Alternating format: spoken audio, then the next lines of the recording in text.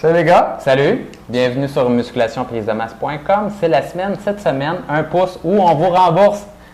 Non, mais on déconne avec ça, moi et Étienne, c'est que le système force-volume pour les bras est en spécial cette semaine, puis on garantit que vous allez gagner 1 pouce de tour de bras en 8 semaines avec le système force-volume pour les bras. C'est vraiment un système où vous avez des programmes qui sont agencés, où ça change à toutes les 2 semaines pour vraiment travailler force-volume avec des exercices différents et travailler chacune des portions de vos biceps et vos triceps pour vraiment avoir le meilleur développement de votre vie. Donc, c'est notre petit secret caché pour réussir à faire grossir des bras de nos clients. Puis, si vous voulez découvrir ça, mais il y a l'information à quelque part sur la page. Yes! En dessous du vidéo. Ouais. Fait qu'aujourd'hui, Étienne, on parle de quoi, nous autres? Ben, je pense que ça va être une semaine, c'est bras. Hein? Ah ouais, tu penses, toi? Je pense. Ah, OK. Il y a des bonnes chances. Ah, ben ça, les bras. Yes. Puis, pour commencer la semaine, on va répondre à une question de Jean-Philippe qui nous écrit de la France. Jean-Philippe a 19 ans.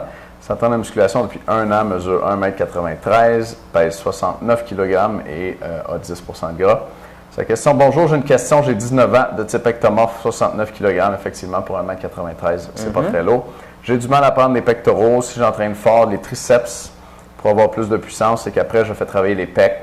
Est-ce que le développement sera plus efficace et rapide vu que les triceps seront habitués? Merci de votre réponse. On va en profiter pour parler de l'agencement comme ça, de l'entraînement des triceps et des pectoraux, parce que c'est 2 groupes musculaires importants, puis on ne sait pas toujours dans quel ordre les faire. Toi, qu'est-ce que tu en penses, Charles? Bien, à la base, surtout si tu veux plus de pectoraux, habituellement, on fait nos pectoraux, puis ensuite on fait nos triceps plus tard dans la séance.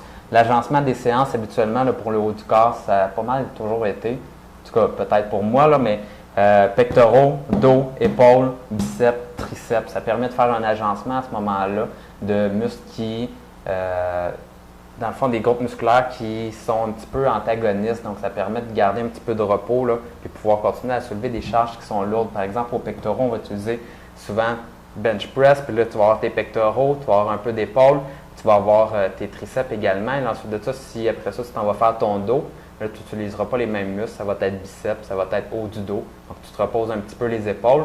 Et ensuite de ça, bien, tu retournes aux épaules. Et ensuite de ça, bien, les épaules, pendant que tu fais des shoulder press, par exemple, tu utilises tes triceps. Donc, tu veux les reposer un petit peu pour pouvoir les réattaquer plus tard. Donc, là, à ce moment-là, tu t'en vas faire tes biceps. Tu fais tes biceps. Et après ça, bien, là, tu travailles tes triceps. Donc, tu as un bon agencement de repos habituellement avec ça. Par contre, ça, c'est la base. Mais si tu veux faire des modifications et travailler davantage un muscle en particulier, c'est intéressant de le faire. Par exemple, tu peux modifier ça à chaque mois.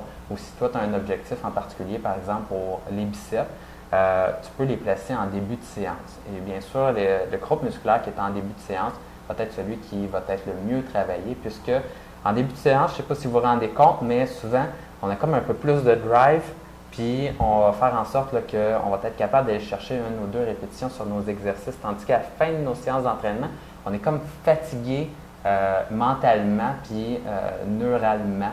Je ne sais pas si je peux m'exprimer ainsi. C'est nerveux en français. C'est une fatigue nerveuse, oui. Nerveusement. Ah, nerveusement. Dur à dire un peu, mais ouais. On se sent comme vidé un peu, mais d'une fatigue générale. Puis là, à ce moment-là, on a moins la drive là, pour faire 1 ou 2 répétitions de plus sur nos exercices. Tu diras fatigue mentale. Fatigue mentale, oui. J'ai pas mal ça.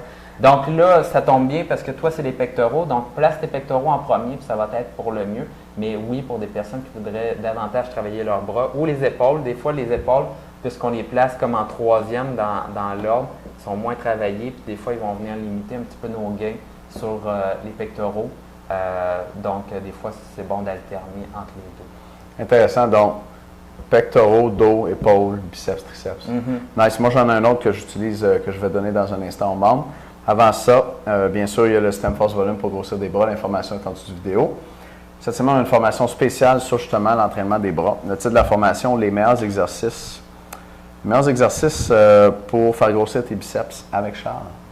Là-dedans, on va voir l'anatomie des 3 muscles qu'il faut que tu entraînes pour avoir des gros biceps, les fonctions des 3 muscles, et puis le meilleur exercice pour chaque muscle pour développer tes biceps au maximum. Fait que ça va être donné mardi soir. C'est clair. Peut-être que vous ne me croirez pas, mais en tout cas, je vais vous l'expliquer à la formation, mais il y a plus qu'un muscle qui compose les biceps. Puis là, vous allez me dire, ouais, mais c'est pas supposé être 2. Puis là, tu me dis, puis je pensais qu'il y en avait juste un, je ne comprends plus. Mais il y a 3 muscles à travailler au total pour vraiment avoir un développement complet du devant des bras. Je vous explique ça. Cool. Donc, ce soir, 6 h, jeudi, 8 h le soir et samedi, 11 h du matin pour la formation. Et sur la table, on a plusieurs outils d'entraînement dont on va parler plus tard cette semaine. Fait que restez à l'écoute pour voir ça. Moi, j'ai fini pour aujourd'hui, puis on va y aller pour les membres. Excellent. Yes. Let's go les membres. Cool. À tout de suite les membres, les autres, à demain. Bye.